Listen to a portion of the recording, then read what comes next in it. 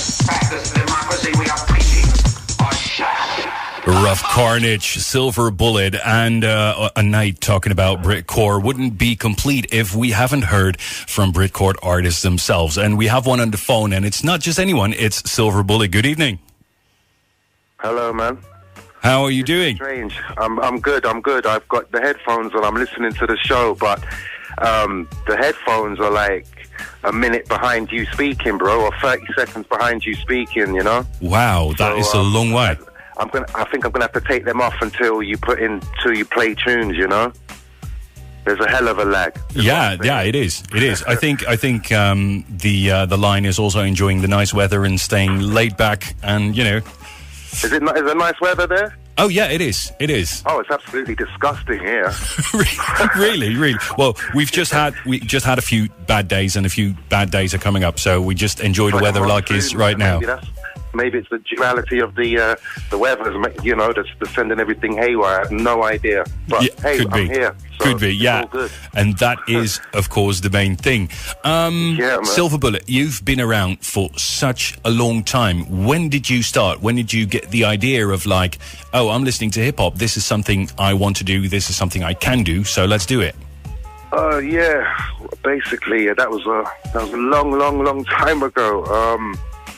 Yeah, I kind of started listening to hip hop when it started. Basically, you know, like the rest of the people around my age group. We're taking it back all the way to Sugar Hill, you know, Grandmaster Flash, everything, man. I was a bit of a train spotter back in the day. I used to pretty much collect everything that came out on import. So yeah, I was heavily into the whole thing from the get-go, you know, every aspect of it. But I mean, before that, I was pretty much listening to reggae and soul in the house, you know, as a kid. It just branched off to hip hop as soon as it started. It just felt like it wasn't even a conscious decision or anything. It just hip hop happened, and we all fell over into it. You know, it's as simple as that. You know. The art form started, and we just soaked it all up. All the kids in the UK, you know, or in Europe, I should say. But we certainly did. We took it on board, and I think eventually, you know, it soaked in so much that we kind of spat it back in our own kind of way. It was like. You know, it was like those times are never going to come back. It was unbelievable times. You know, it was awesome times, man. Incredible times. The start of hip hop, and then the golden era and everything. It was just like, you know, most of us, it was all we had. You know, so that's pretty much why I think we immersed ourselves in it so deeply. You know, and why we took it on board the way we all did. You know, because at the time there wasn't really that much going on for our age group as kids and everything, and hip hop started, and it just felt normal to us. It felt natural.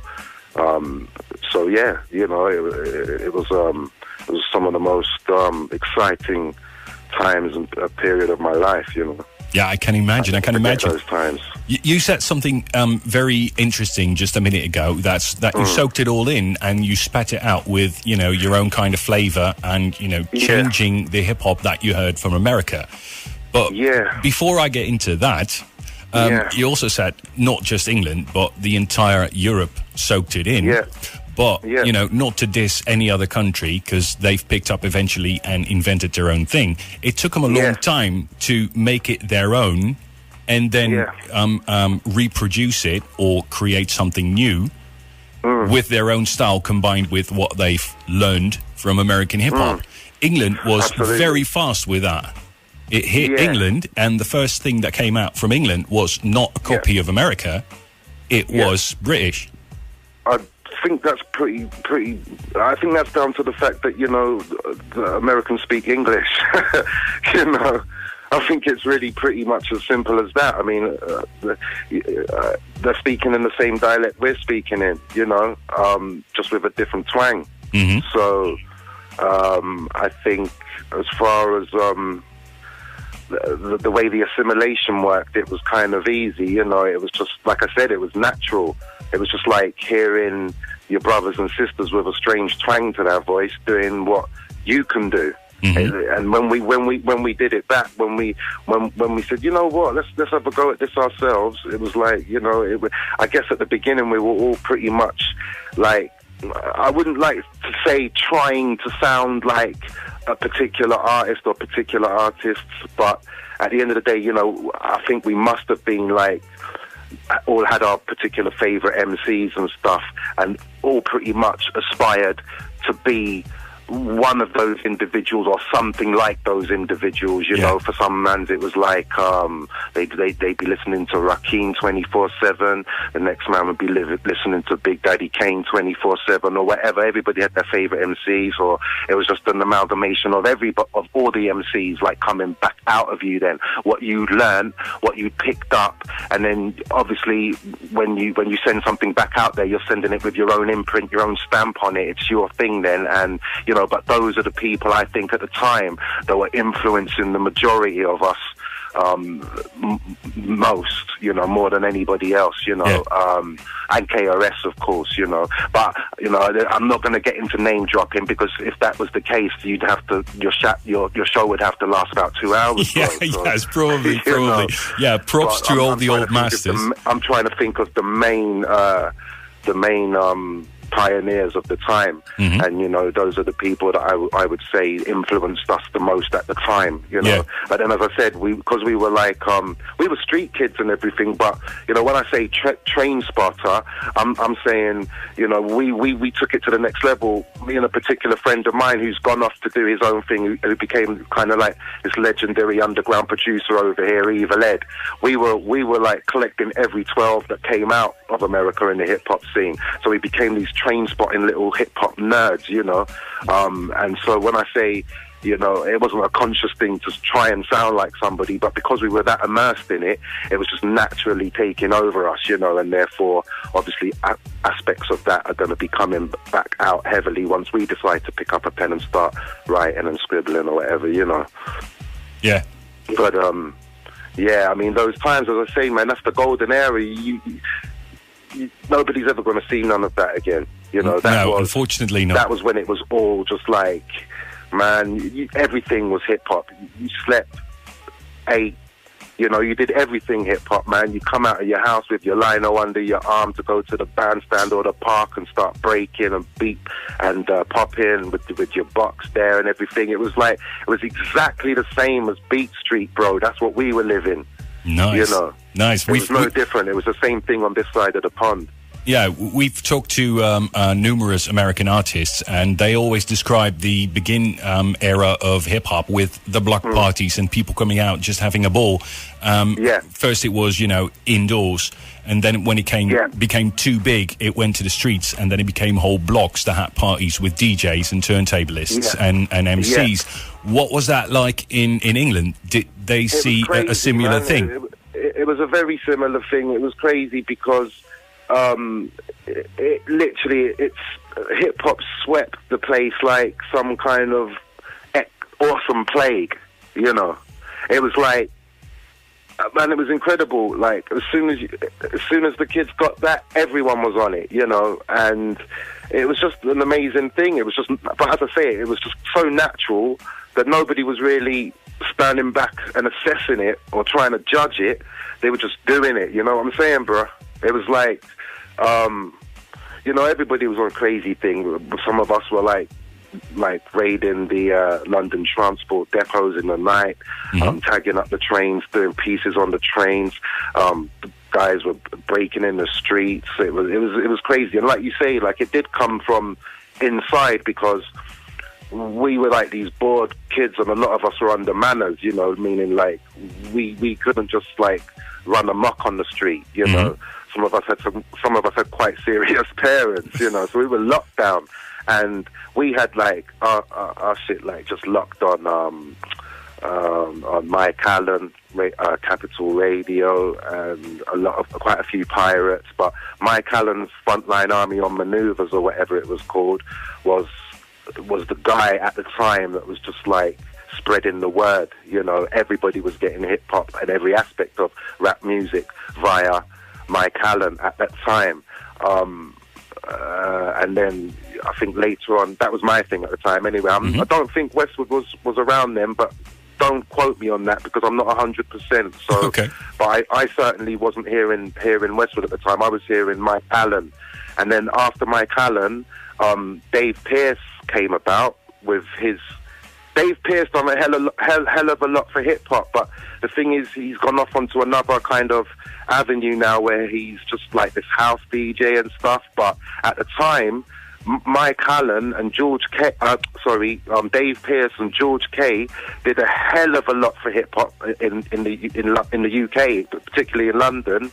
No, in the entire UK, what am I talking about? Because his show, Fresh Start to the Week, I think, on... GLR, Greater London Radio, was another stepping stone. It was like the thing that was just like pushing this into your house, you know.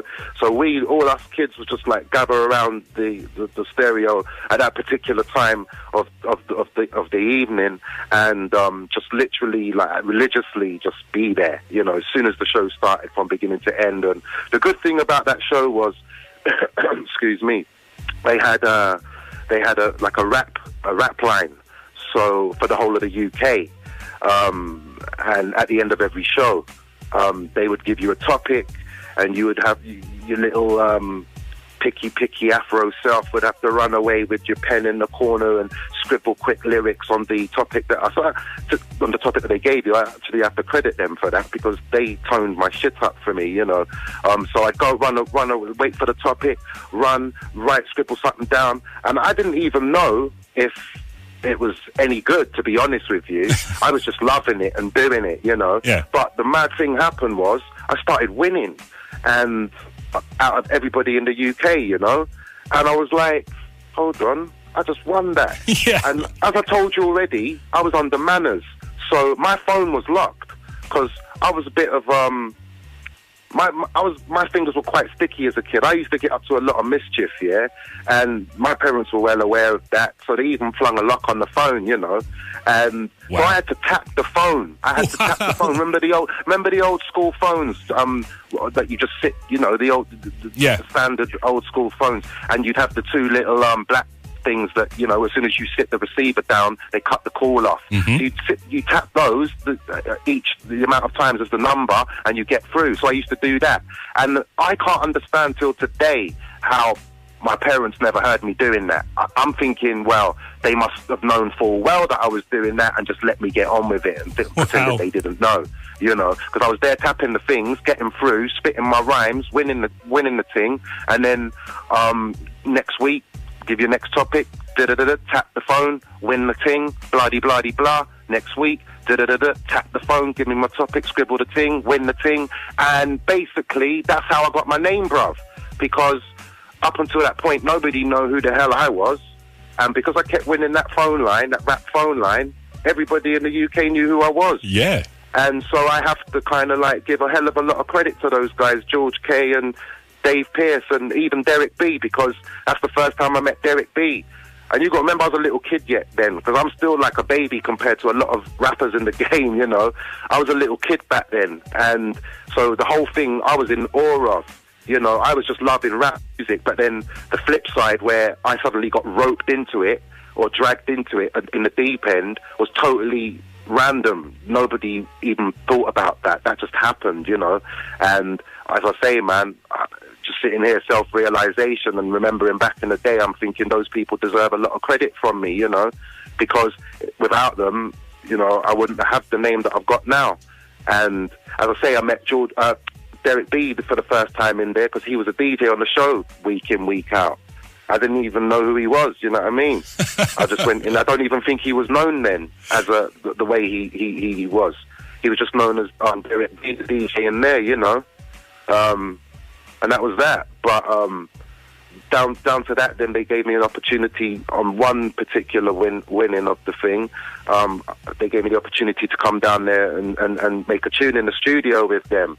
Wow. And so, yeah, I did that. And that, I think, was the beginning of 20 Seconds to Comply. I had something to do with either Bring Forth the Guillotine or 20 Seconds to Comply, you know. Mm-hmm. So we went in there and did that, and and yeah, it was great, man. As I say, incredible times, incredible, man. Yeah, just sitting here reminiscing is just like, wow, really? What happened? You know what I'm saying? Yeah, it's crazy. Very man. cool. So from winning that a competition consecutively, what happened from? Sorry, can you hear that? Can you hear that noise? Yeah, I can. Sorry, man. And it's gone. My daughter keeps talking. No problem. From that time on, you came to be part of Triple Element. How did that happen? How did that transition? That was after them times there, I think. And I'm on the phone on the radio, bro. Yeah, stop calling him. No, go on. Yeah, sorry, can you ask me that question again? Yeah. From winning that a competition consecutively, you came to be part of the group Triple Element. Triple Element, that's it. How did that transition? It was all crazy because at the time when I was winning the phone lines, my family I'd started high school in London, in Twyford High, Acton, and my family could see me getting in quite a lot of bother in where I was, so they whipped me out to the country. So at the time, when I was tapping the phone and that, I was living in a place called Leighton Buzzard, and it's like not far from Milton Keynes, and it's not far from Aylesbury.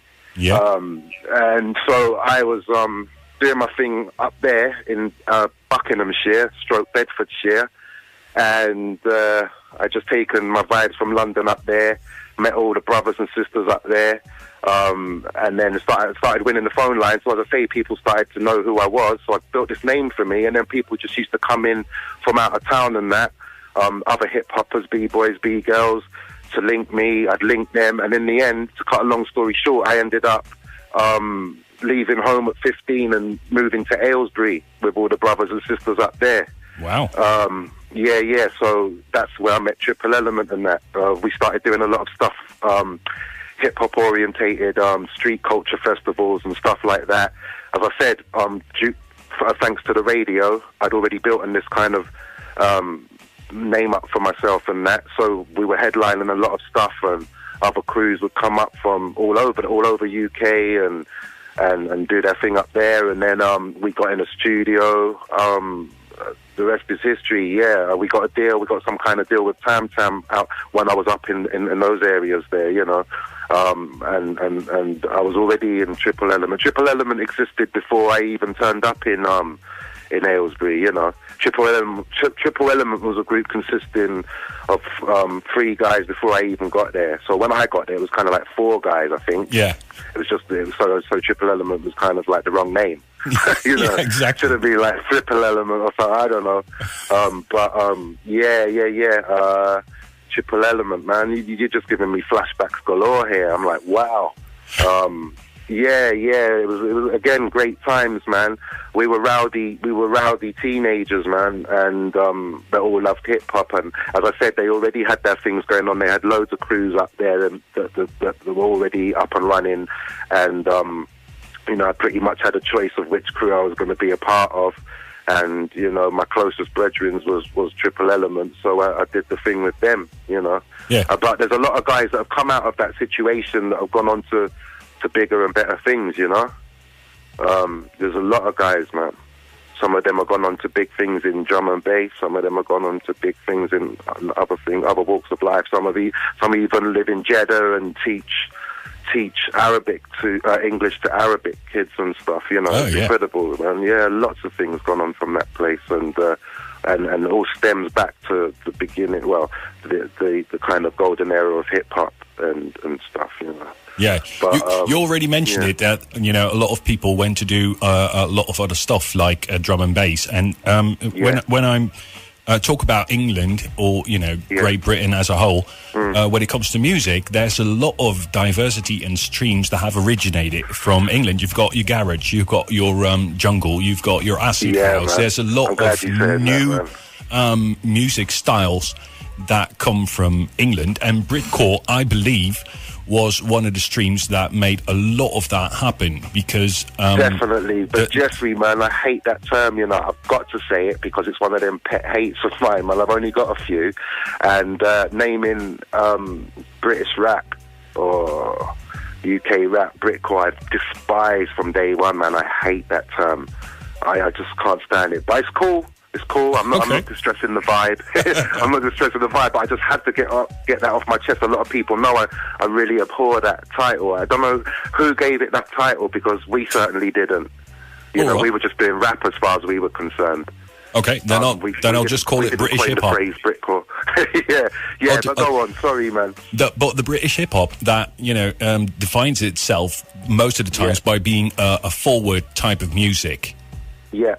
It is quite hasty. Most of the raps are delivered quite quickly and has a lot of dance elements in it. Was that the main thing for British hip hop? A lot of breakbeats as well. Really, I mean, there was a lot of it, but I wouldn't say it was like the main thing. Because check London Posse, you know what I mean? They was doing they weren't really that fast, and they were banging. Yeah, exactly. Yeah, there's lots of groups that weren't really on a mad fast thing, but Overlord Acts. Yeah. You know, there's a whole heap of them, but at the end of the day, I think it just, I don't know. I can't really break down as to why it was that way at the time. Ourselves and Hijack pretty much were the monikers of that, I think. Mm-hmm. To be completely honest with you, and I don't think we consciously set out to do break. I can't speak for them, but for ourselves, we didn't set out to do this breakneck speed type of rapping. It just happened. Yeah, you know. I guess when we walked into the studio, that was what happened, and. You know, I can't say when I was sat down writing lyrics, I was always on a breakneck speed thing, but somehow it just happened that way most of the time, you know. But I couldn't really say why that is. It just came naturally. You're right with it, because the same thing kind of has happened with drum and bass. Yeah. But a lot of people say that, you know, guys in our particular lane are responsible for drum and bass. We've never actually gone out of our way to say, hey, hold on a minute, we're responsible for that. But people have said it on our behalf, you know, and it's made us sit back and look at things, and it's you know what, I can literally break down into the studio to the day where people that weren't exposed to that, in people within the industry that weren't exposed to that speed rapping thing, would come into would be sitting in the studio listening to us mixing our stuff down, and I can tell you now, when you strip that stuff down, that's basically jungle. Yeah, you know, when you just got the drum beat running and the bass, it's anything. A lot of the tracks off Bring Down the Walls, No Limit, Squad Returns sound like jungle when they're stripped down. So there were guys coming in and out of the studio at the time that were sitting down watching us mix that and hearing it in that form, that literally went away and created drum and bass. So, you know, and I had to go back and recognise just a few months ago, you know, when speaking to somebody else about that particular topic. I literally went back in time and went back to the exact spot where people that are now kind of like the ambassadors or the people that got the original drum and jungle out there to the masses were literally coming in the studio watching what we were doing. So I guess in a way we did influence them. Yeah, a lot. Definitely. You know what I'm saying? Yeah. You know? But and that is why it's easy for myself and MCs like me to just kind of diversify and jump on all these kind of other things like drum and bass and, you know, all kinds of music, man, because like I said, back to the beginning now, before rap even started, most of us come from reggae households. Most of us come from, or from households that literally their parents appreciate everything. Yeah. You know what I'm saying? So they were musical households, you know. So then when hip-hop started, it was like, we'd already been exposed to pretty much everything, you know, particularly everything that had come out of States, because my mum was like full on like this soul head and this complete reggae head. Yeah. Like, you know, my dad ran a sound system. He's from Grenada. He came here and started his sound system as soon as he got here. So, you know, it's all part of it, man. You know, nobody can stand up and turn around and say, look, I'm solely responsible for anything. You know what I mean? I mean, we've all contributed, and we've all been moved, and we've all kind of been we've all picked up our influences from elsewhere as well, you know. So it's kind of like this revolving thing that's just like influence upon influence, and then we pass our influences you passed it on as well. You know, just, you know, nobody can stand up and say, oh, I'm responsible for this, that, and the other. But everybody's taken has played a part in it. You know, the involvement of certain scenes and different forms of dance music. Well, leaving Triple Element behind us, you went solo, Silver Bullet. Yeah, I didn't have much choice in the matter, but yeah. But basically, there was a situation where Tam just basically put their foot down and turned around and said, well, this is how it's going to go. You either take it or leave it. So I was left in a position where basically I either continue solo or I walk away that day contractless with the other MCs that have just basically been sacked. Yeah. You know, and it was a difficult thing because my brethren are sat there staring me in the face like, what are you going to do? Mm-hmm. So I had to think about it, but obviously in the end I went for it because one, I didn't have a choice, and two, because I'd be pretty stupid not to. Yeah, exactly. You know. But what happened when you went solo? Because you've done a lot of things after you went solo. Yeah. Well, when I went solo, my first release, as you know, I think it was Bring Forth the Guillotine, and that done surprisingly well. As you know, it was like this hit, and I wasn't expecting that at all. I got to be honest with you, it was just out of the blue, and it done so well on the independent label, as you know, that I think it was only shortly after the release of that 20 Seconds was released pretty quickly, shortly after that, you know, and straight away, like, then the majors just rushed us, you know.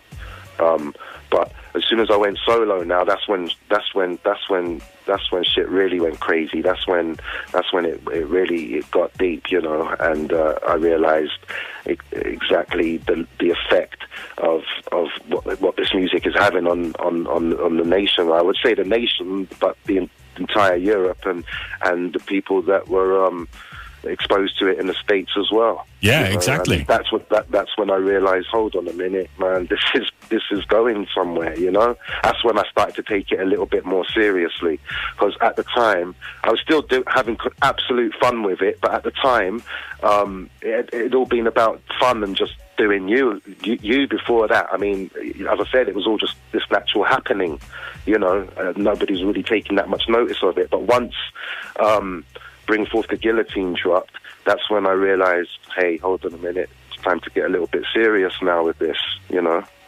And that's exactly what I did. And then that, you know, followed up with 20 Seconds, which was an even bigger hit. And then a few more 12s that actually crossed over. All these tracks crossed over by accident, by the way. There's no plan in that. In the studio, all the original mixes of all those tracks, you can find them all online, and some of them are actually, I think, on these 12s, are all full-on hardcore, you know, and all the producers and whatnot that were brought in for the situations, I didn't know most of those guys, and the mixes that they were doing, and pretty much the ones that got more well known, I didn't even sanction those. You know, wow. I didn't know nothing about it. It was a label thing, which crazy, but that's what happened, and so people kind of got the more commercial version, which crossed over then, and you know, that was all designed. I didn't have anything to do with that. I was just doing what we were just doing what we loved, which was hardcore rap. The Yeah. crossover aspect of things, that was a complete and an absolute accident, you know. But a very welcome accident. Yeah, I mean, everything has its pluses. Everything has its positives. Everything has its negatives, True. obviously. But the pluses outnumbered the negatives, and yeah, we just rolled with it. Yeah, I mean, people like Norman Cook. That's Fatboy Slim. His name and his remix went all over the place, and you know, nobody even knew who he was at the time. You know, so in a way, that Bring Forth the Guillotine, the Norman Cook mixes, pretty much established that guy, you know, and that's happened across the board in a lot of different areas. So again, back to that thing of it, you know, affecting people and also helping people. It's done that, you know. What was the original question again, bro? I'm going off on a tangent. No, that was a good accident for it to be, you know, crossed over. Yeah, it was cool because basically at the end of the day, a lot of people were then exposed to it that would never have been exposed to it otherwise. No, exactly. Exactly. You eventually, well, not left the UK, but you went to see what it was like on the other side of the pond, and you've toured with quite some large American names. Yeah, basically those again were crazy times because Russell Simmons kept dragging me over to the States via my management. I was on Rush Management, you know, and so I was pretty much getting to stand in the face of all the people at the time that were my icons, you know. Yeah. And they was going to sign me. It's quite funny because one of the meetings, I remember Leo Cohen sat right in my face telling me, like, you know, Bullet, man, we see when we listen to your fucking tune, man, my fucking hair on the back of my neck stands all this shit, right? And he was talking about me going on stage and would bring forth the guillotine with a full-size guillotine, chopping like a sheep's head off into the first row or some shit, and having a crow on my shoulder. And I got to be honest, man, at the time I was sat there like, what's this crazy man on about? Because I didn't even know who Leo Cohen was. You know what I'm saying at the time, and I knew who Russell was, but I was like, you know, what's he talking about? Yeah, man? you were like, what are you on, mate? Are you taking the piss? Yeah, but you're taking the mick, mate. What you on about, governor? You know. And anyway, like this, like I had a couple of guys with me that particular time, and I was looking at them confused as hell. Yeah. And I can remember a couple of the boys like shaking their heads. Yeah, I can imagine. I got to be honest, right? At the time, I was young, I was out of control, and I was immature. So, so it seemed like a good idea at the time. No, I wasn't even ready. I wasn't even ready for that. And I think they pretty much could pick up on that, you know? I wasn't ready because it was like over my head. I was like, what are these guys on about? And I was probably looking like a rabbit caught in the headlights, you know? And then I'm looking across the room and seeing my boys shake their heads, and I'm thinking, no, this is the wrong thing. Yeah. So I must have shown, you know, I don't know what kind of vibes they were picking up, but there's many times I met them and they loved the tunes a lot, and they, you know, they were animated about the tunes and what they wanted, what they saw, and what they visualized with the tunes. So they were quite evidently looking to sign me to Def Jam, but somehow, after the various meetings I had with the guys and whatnot, and that didn't materialize. And that's the only part of my career that I regret. Yeah, that I didn't kind of handle myself or probably conduct myself properly back then, like, because I wasn't ready, you know, because that then would have kind of fulfilled the dream for me. That's what it was all about for me. Yeah. It's like certain rappers, certain football players, their dream is to play for Barcelona in Spain, you know. Yeah, exactly. My dream, and pick up trophies.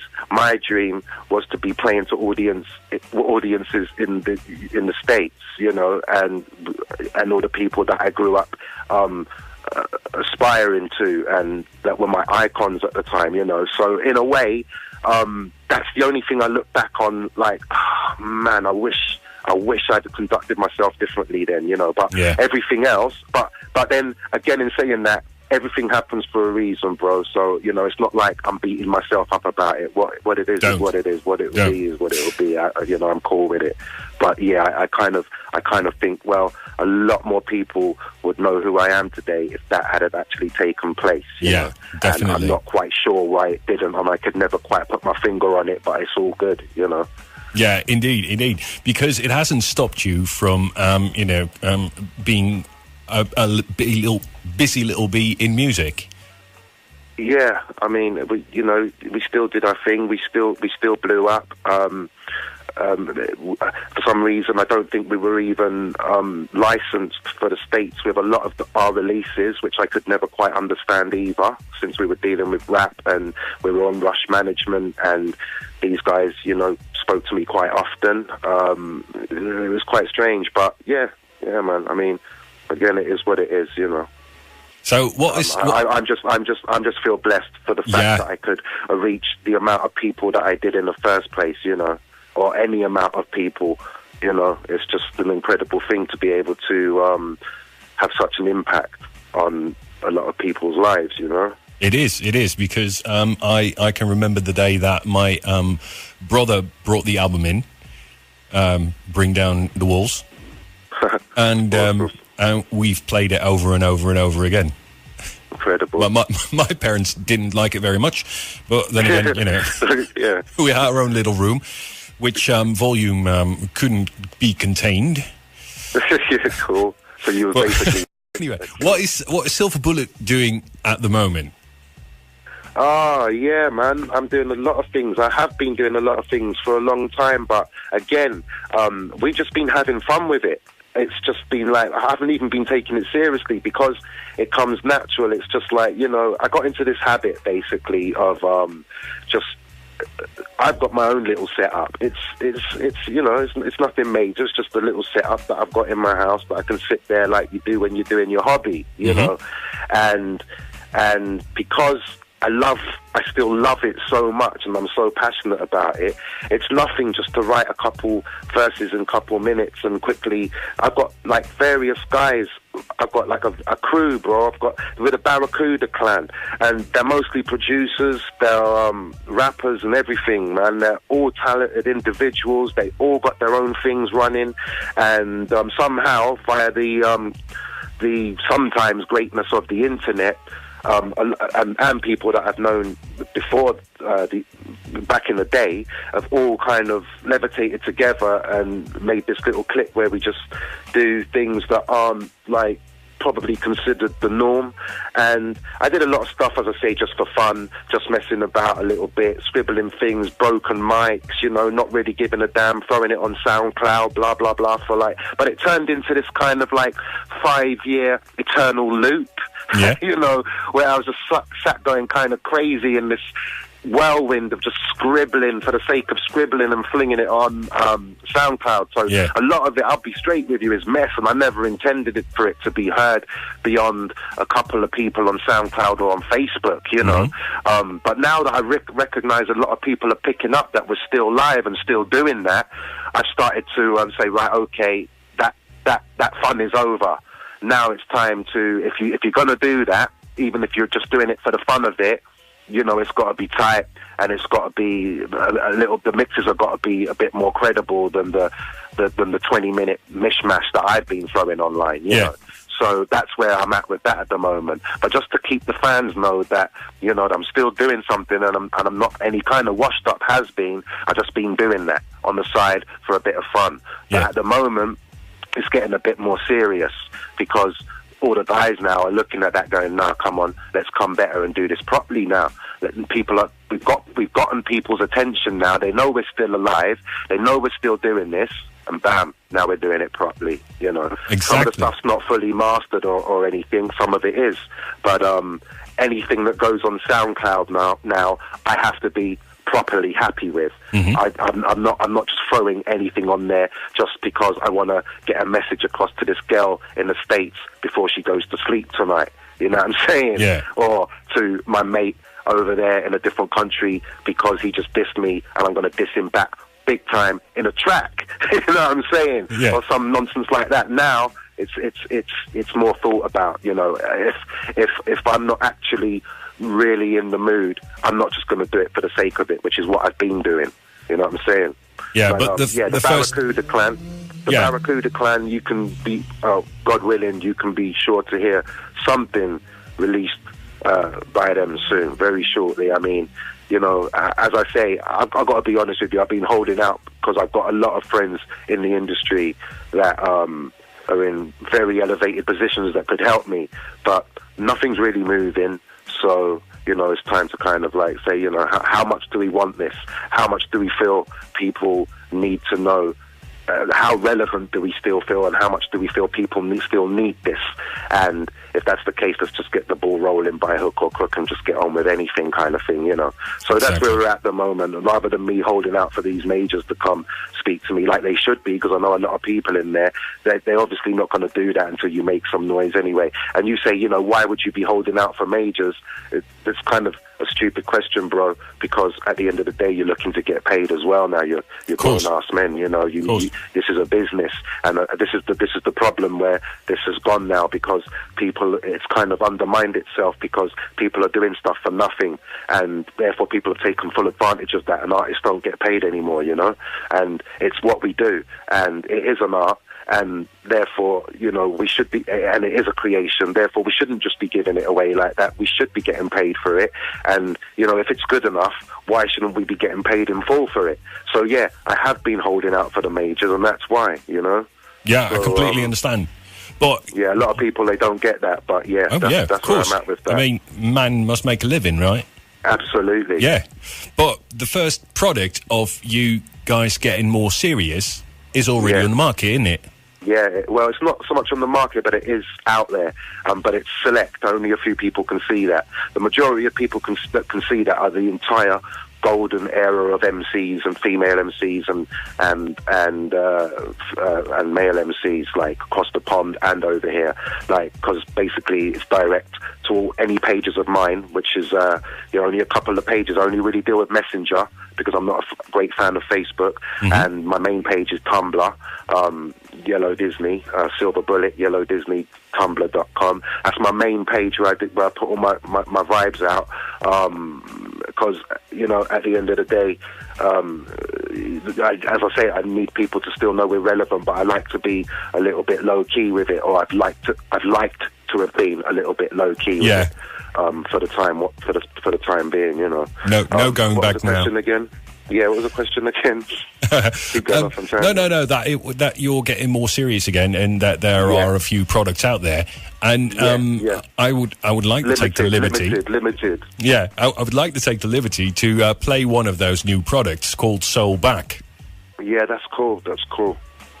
That's myself and my brethren Taz. That's we've been Codies for a long time now, and you know, we both come from the same manor and everything. And as I said, he's got a crazy clique of individuals that you know, they're all doing their thing as well musically. And, you know, as I say, like minds. You know, you keep moving and rolling with like-minded people, then sparks fly, bro. That's it's as simple as that. True. You know. And we've been doing tracks together now for a long time, but again, it's been in that mode where I haven't been really taking it seriously. It's been like a total fun thing for me, like, you know. But now, as I say, with tightening things up, we're not playing with people anymore. So, yeah, Taz is my guy, and yeah, Barracuda Clan is here, man. We're just chilling. Don't be deceived, man. We're right here. You know. Yeah, we haven't gone anywhere. You are right here. You've never been gone, really. No, absolutely. We've been there all the while, man. Just low key. Nice. In the background.